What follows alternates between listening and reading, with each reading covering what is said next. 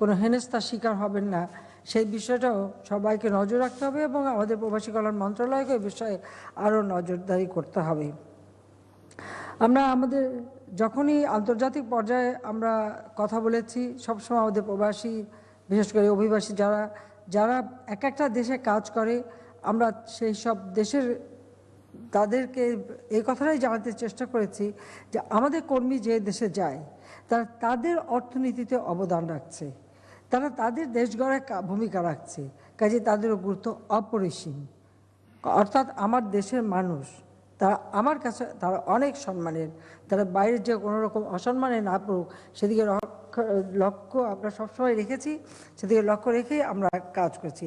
এমনকি আমি 2016 সালে জাতিসংঘের সাধারণ অধিবেশনে আমি আমাদের বিশেষ করে যে অভিবাসীদের অধিকার সম্পর্কে আমরা বক্তব্য রেখেছি এবং এই বিষয়টাও সেখানে তুলে ধরেছি।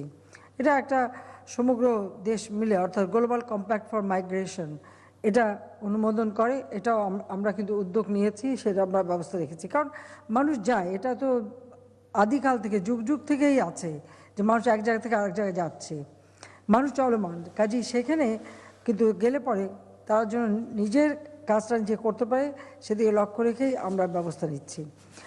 আমরা চাই আমাদের দেশটা এগিয়ে যাক। দেশকে এগিয়ে নিয়ে যাওয়ার জন্য ইতিমধ্যেই আমরা কিন্তু যথেষ্ট উদ্যোগ নিয়েছি। অর্থনৈতিকভাবে আমাদের দেশ শক্তিশালী হোক, আমরা আত্মমর্যাদাশীল হই, আত্মনির্ভরশীল হই, সেই লক্ষ্য নিয়ে আমরা কাজ করে যাচ্ছি। কারণ 75-এর 15 আগস্টের পর যারা ক্ষমতা এসেছিল তারা আসলে বাংলাদেশকে একটা মানে আত্মমর্যাদাশীল বা আত্মনির্ভরশীল করে গড়ে তোলার পরিবর্তে পরনির্ভরশীল করেছিল। এমনকি অন্যের উপরই তাদের জন্য নির্ভরতা বেশি ছিল, যেটা আমাদের জন্য অত্যন্ত অসম্মানজনক। যে কারণে আমি যখনই সরকার এসেছি তখন থেকে আমি প্রচেষ্টা চালিয়েছি যে আমাদের দেশের অর্থনৈতিক ক্ষেত্রে, সামাজিক ক্ষেত্রে, আর্থসামাজিক উন্নয়নের ক্ষেত্রে আমরা আত্মমর্যাদাশীল হব, আত্মনির্ভরশীল হব। আজকে আমাদের বাজেটের প্রায় আমি বলতে পারি প্রায় 97-98 ভাগে আমরা নিজেদের অর্থনৈতিক করতে পারি। আমাদের অর্থনৈতিকভাবে আমরা স্বাবলম্বিতা অর্জনের পথে 100টা অর্থনৈতিক অঞ্চল আমরা গড়ে তুলছি। আমাদের এখানেও কাজের কোনো অভাব হবে না, দক্ষ কর্মী আমাদেরও প্রয়োজন, বিদেশি বিনিয়োগ আসছে, কাজে সেদিক থেকে বাংলাদেশ এগিয়ে যাচ্ছে। আমাদের রেমিটেন্স আমাদের প্রবাসীরা পাঠাচ্ছেন, আমরা তাদেরকে প্রণোদনা দিয়েছি, যার ফলে আজকে রেমিটেন্সের পরিমাণও বেড়েছে, সেই জন্য তাদেরকে আমি ধন্যবাদ জানাই।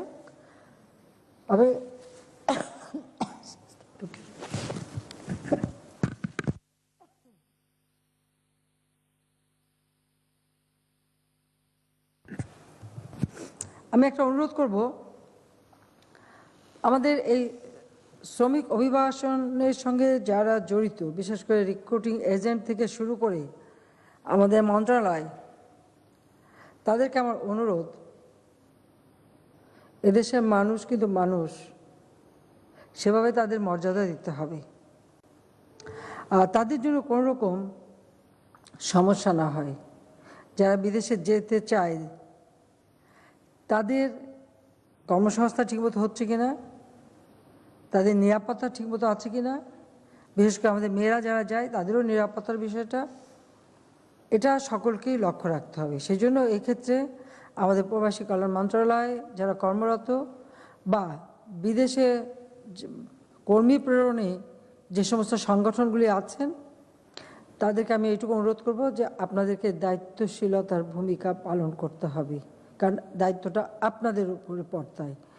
আর আসলে মানুষ অনেক সময় নানা ধরনের কথা চিন্তা করে, ভাবে যে বিদেশে গেলে বোধহয় অনেক অর্থ উপার্জন করবে, সেখানে কিছু কিছু দালালের খপ্পরেও অনেকে পড়ে অন্ধকার পথে পা বাড়ায়। সেখানেও আমি তাদেরকে বলবো যে আপনারা এই ধরনের পরিস্থিতির শিকার হবেন না, দালালদের খপ্পরে পড়বেন না। আমরা প্রতিটি সমগ্র বাংলাদেশে আমরা যে ডিজিটাল সেন্টার করে দিয়েছি, তারই মাধ্যমে প্রবাসী কল্যাণ মন্ত্রণালয়ে নিবন্ধন করার সুযোগ আছে। আর এই নিবন্ধিত যারা যেখানে মানে কাজের সুযোগ হবে তাদেরকে সেখানে প্রেরণ করা হয়। কাজে সেজন্য ধৈর্য ধরতে হবে। কিন্তু যদি আপনারা কারো মানে প্ররোচনায় বিদেশে যে বিপদে পড়েন, সেটা নিজেদের জন্য, পরিবারের জন্য খুবই কষ্টকর, খুবই ক্ষতিকর। কিছুদিন আগে আপনারা জানেন যে লিবিয়াতে কতজনকে জীবন দিতে হলো। এই পরিস্থিতির শিকার যেন আমার দেশের মানুষকে হতে না হয়। এখন আমাদের দেশে কাজেরও যেমন অভাব নেই, খাবারেরও অভাব নেই আল্লাহর রহমতে। কাজে এখন আর এই সোনার হরিণ ধরার পিছনে কেউ দয়া করে অন্ধের মতো ছুটবেন না। আপনারা নিবন্ধন করে তার মাধ্যমে যান, সেটাই আমরা চাই। আমরা প্রবাসী কর্মীদের সামগ্রিক কল্যাণ নিশ্চিত করার জন্য আমাদের সরকার বিভিন্ন পদক্ষেপ গ্রহণ করেছে। এমনকি যারা আটকে পড়েছিল তাদের আর্থিক সহায়তা প্রবাসী কল্যাণ মন্ত্রণালয়ের মাধ্যমে কিন্তু আমরা দিয়েছি, এবং আমাদের পররাষ্ট্র মন্ত্রণালয়ও এ ব্যাপারে যথেষ্ট খোঁজ রেখেছে। আর বিশেষ করে এখন করোনা ভাইরাসের কারণে আমি জানি অনেক জায়গায় অর্থনীতি স্থবির হয়ে গেছে। কাজে অনেকেই আজকে করোনার কালে কাজ হারাচ্ছেন। তারপর আমি বলবো যে যারা দেশে ফিরে আসছেন তাদের জন্য আমরা ব্যবস্থা নিয়েছি। আপনারা প্রবাসী কল্যাণ মন্ত্রণালয় থেকে বা অন্যান্য ক্ষেত্রে আমরা যে প্রণোদনা দিচ্ছি, বা আমাদের কর্মসংস্থান ব্যাংক আছে, আমাদের পল্লী সঞ্চয় ব্যাংক আছে, আমাদের বিভিন্নভাবে আমরা এসএমই ফাউন্ডেশন আছে, আপনারা সেখান থেকে লোন নিয়ে কিছু ব্যবসা বাণিজ্য করতে পারেন, নিজেরা কিছু কাজ করতে পারেন, আপনারা সেটা করতে পারবেন।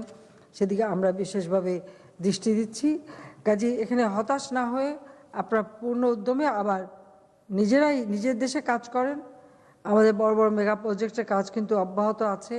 সেখানে আমাদের বহু কর্মী সেখানে তারা কাজ পেয়েছে, তাদেরও অভিজ্ঞতা অর্জন করেছে তারা। এবং আজকে এই সমস্ত যেমন পদ্মা সেতু বলেন, নিউক্লিয়ার পাওয়ার প্ল্যান্ট বা মেট্রো রেল, অথবা চট্টগ্রাম কর্ণফুলী টানেল থেকে শুরু করে যে সমস্ত কাজগুলি হচ্ছে বা বিদেশি বিনিয়োগ হচ্ছে, সেখানে যারা কাজ করছে তারাও কিন্তু একটা অভিজ্ঞতা সঞ্চয় করছে, এবং এই অভিজ্ঞতা থেকে দেশেও যেমন আরও নতুন কাজ সুযোগ সৃষ্টি হবে, বিদেশেও কাজের সুযোগ তারা পাবেন। কাজে সেই দিকে আমি বলবো যে প্রত্যেকেরই নিজেদের মানে নিরাপত্তার কথাটা বা পরিবারের কথাটা সবসময় চিন্তা করবেন।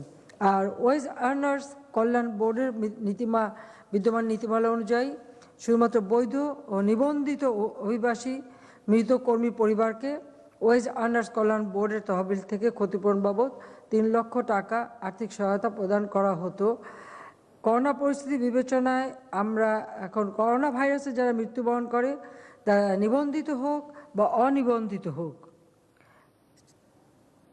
যারাই করোনা ভাইরাসে মারা যাচ্ছে তাদেরকেই আমরা, সেই পরিবারদেরকেই আমরা ৩ লক্ষ টাকা করে এটা করোনা ভাইরাসের কারণে পুনর্বাসনের জন্য দেওয়া হচ্ছে। সে প্রণোদনাটা দেওয়ার ব্যবস্থা আমাদের ওয়েজ আর্নার্স কল্যাণ বোর্ডের নীতিমালায় নেওয়া হয়েছে। কারণ করোনা ভাইরাসে যারা ক্ষতিগ্রস্ত অবশ্যই তাদের আমাদের দেখতে হবে। আর 2019 সালে আমরা বিশেষ বিমার স্কিমও উদ্বোধন করেছি। যারা বিদেশগামী তাদের নামমাত্র প্রিমিয়ামে বিদেশ যাওয়ার জন্য আমরা বিমা দিচ্ছি। আমরা একটা হিসেব নিয়েছি পৃথিবীর কোন কোন দেশে আমাদের কর্মীরা আছে, অভিবাসী বেশি। 10,000-এর বেশি যে সমস্ত দেশে অভিবাসী আছে, সেখানে আমরা একটা শ্রম উইং খুলে দিচ্ছি। এই কারণে দিচ্ছি যে তাদের কোনো সমস্যা হলে তারা যেন সেখানে যেতে পারে, সমস্যাগুলি সমাধান করতে পারে। এবং যেখানে বেশি কর্মী, আমরা বিভিন্ন জায়গায় আমাদের নিজেদের চ্যান্সেলারি ভবন করছি। এই চ্যান্সেলারি ভবনে আমাদের কর্মীরা যাতে বসতে পারে বা সেখানে তাদের সমস্যাগুলি সমাধান হতে পারে, তার জন্য বিশেষ ডেস্ক এবং তাদের বসার ব্যবস্থা সেভাবেই আমরা প্ল্যান করে কিন্তু বিল্ডিংগুলি তৈরি করে দিচ্ছি। অর্থাৎ প্রবাসীদের সব রকম সুযোগ সুবিধা দেওয়ার জন্য আমরা কাজ করে যাচ্ছি। আমি সবসময় এটি মনে করি যে আমাদের অর্থনীতিকে সচল রাখা, আমাদের ফরেন রিজার্ভ বাড়ানো, এক্ষেত্রে প্রবাসীদের যথেষ্ট অবদান রয়েছে। এখন আমি বলবো যারা অভিবাসী রয়েছেন, দীর্ঘদিন বিদেশে আছেন, প্রবাসে আছেন, দেশে বিনিয়োগ করতে পারেন, বিনিয়োগের ব্যাপক সুযোগ আমরা আমার ডিজিটাল ডিভাইস তৈরি করা বা ডিজিটাল যে কোনো ইকুইপমেন্টস তৈরি করা বা বিভিন্ন ধরনের বিনিয়োগের ক্ষেত্রে বিদেশিরা যেমন আসছে, আমাদের প্রবাসীরাও কিন্তু আজকে দেশে এসে বিনিয়োগ করতে পারেন। আমি প্রবাসীদের জন্য এনআরবি ব্যাংক, 3টা ব্যাংকের অনুমোদন দেওয়া হয়েছে, 3টা ব্যাংকও কার্যকর আছে। কাজে বিভিন্নভাবে আমরা সুযোগ সৃষ্টি করে দিয়েছি। আর আমরা সবসময় এটাই চেষ্টা করি, যেমন রেমিটেন্স যারা পাঠাবেন, পাঠানোর খরচও আমরা কমিয়ে দিয়েছি। আর আমরা তো 2% করে সেখানে বিশেষ প্রণোদনাও দিচ্ছি, যার ফলে আপনার বৈধ পথে পাঠালে পরে টাকাটা সরাসরি আসবে। আর এখন এখানে অনলাইনে অথবা বিভিন্ন মাধ্যমে টাকা পাঠানো খুব সহজ হয়ে গেছে, আমরা সহজ করে দিয়েছি। বিনিয়োগ যারা করবেন তাদেরও অর্থ আনা নেওয়া এটাও সহজ করে দেওয়া হয়েছে। কাজে সেভাবে আমি মনে করি আপনারা কাজ করে যাবেন, যাতে আমাদের দেশের মান মর্যাদা এবং আপনার নিজের সম্মানটাও যেন বজায় রাখে, এবং যারা কর্মী প্রেরণ করবেন তারা এ ব্যাপারে সচেতন হবে। সে কথা আমি বলে আজকে সবাইকে আমি ধন্যবাদ জানাই। আর বিশেষ করে আজকে যাদেরকে আপনারা শিক্ষাবৃত্তি দিয়েছেন সেজন্য ধন্যবাদ জানাচ্ছি প্রবাসী কল্যাণ মন্ত্রণালয়কে। আর সিআইপি মর্যাদা প্রদান করা হয়েছে এ পর্যন্ত প্রায় 155 জনকে, সেজন্য তাদের সবাইকে আমি আন্তরিক অভিনন্দন জানাই যে আপনারা এই মর্যাদায় আজকে ভূষিত হয়েছেন। যা দেশে বিদেশে আপনাদেরও মর্যাদা বৃদ্ধি পাবে, বাংলাদেশের মর্যাদাও বৃদ্ধি পাবে। যাক, আমি এটুকুই বলবো, বাংলাদেশকে আমরা এগিয়ে নিয়ে যাচ্ছি জাতির পিতার স্বপ্নের সোনার বাংলাদেশ হিসেবে গড়ে তোলার লক্ষ্যে। আর তার জন্য আমরা দীর্ঘমেয়াদী পরিকল্পনাও নিয়েছি। আমরা মুজিব বর্ষ উদযাপন করছি, হয়তো আমরা যেভাবে করতে চেয়েছিলাম সেভাবে আমরা পারিনি, কিন্তু আমরা সিদ্ধান্ত নিয়েছি যে বাংলাদেশের প্রতিটি ঘরে ঘরে আমরা বিদ্যুৎ পৌঁছে দেব। ইতিমধ্যে 99% মানুষ বিদ্যুৎ পেয়েছে। আর সেই সাথে বাংলাদেশে একটি মানুষও গৃহহারা থাকবে না। যাদের ভূমি নাই, গৃহ নাই, তাদের আমরা নিজেরা ঘর করে দেব। মুজিব বসে এটাই আমাদের অঙ্গীকার যে এই বাংলাদেশে কোনো মানুষ গৃহহীন থাকবে না, ভূমিহীন থাকবে না, তাদের একটা ঠিকানা থাকবে, তাদের একটা মর্যাদাপূর্ণ জীবনযাপন যাতে করতে পারে সেই ব্যবস্থা আমরা করে দেব। সেই সাথে পরিবেশ রক্ষার জন্য ব্যাপক হারে বৃক্ষরোপণ থেকে শুরু করে পরিবেশ রক্ষারও আমরা ব্যাপক কর্মসূচি বাস্তবায়ন করে যাচ্ছি। এবং করোনা ভাইরাসের স্বাস্থ্য সুরক্ষা মেনে যতটুকু সমাবেশ না করে যতটুকু কর্মসূচি পালন করা আমরা করছি। 2021 সাল 2020 জাতির পিতার জন্মশতবার্ষিকী, 2021 স্বাধীনতা সুবর্ণ জয়ন্তী। এই সুবর্ণ জয়ন্তী 50 বছর পূর্তি একটি দেশের স্বাধীনতার জন্য, এটা আমাদের একটা বিরাট অর্জন। কাজী সেই সুবর্ণ জয়ন্তীও আমরা সেভাবেই উদযাপন করব। কিন্তু করোনা ভাইরাস আমাদেরকে একটু বাধাগ্রস্ত করেছে, তারপরেও আমরা ডিজিটাল পদ্ধতিতে স্বাস্থ্য সুরক্ষা মানে যতটুকু আয়োজন করার আমরা তা করে যাব। কাজী স্বাধীনতা সুবর্ণ জয়ন্তী এবং মুজিব বর্ষ, এই সময় আপনাদের এই অভিবাসীদের যে অনুষ্ঠান, এই অনুষ্ঠানে যোগ দিতে পেরে আমি আনন্দিত। সবাইকে আমার আন্তরিক ধন্যবাদ জানাই। সবাই ভালো থাকেন, সুস্থ থাকেন, স্বাস্থ্য সুরক্ষা মেনে চলুন, এই কামনা করে সবাইকে ধন্যবাদ জানিয়ে আমার বক্তব্য এখানে শেষ করছি। জয় বাংলা, জয় বঙ্গবন্ধু, বাংলাদেশ চিরজীবী হোক।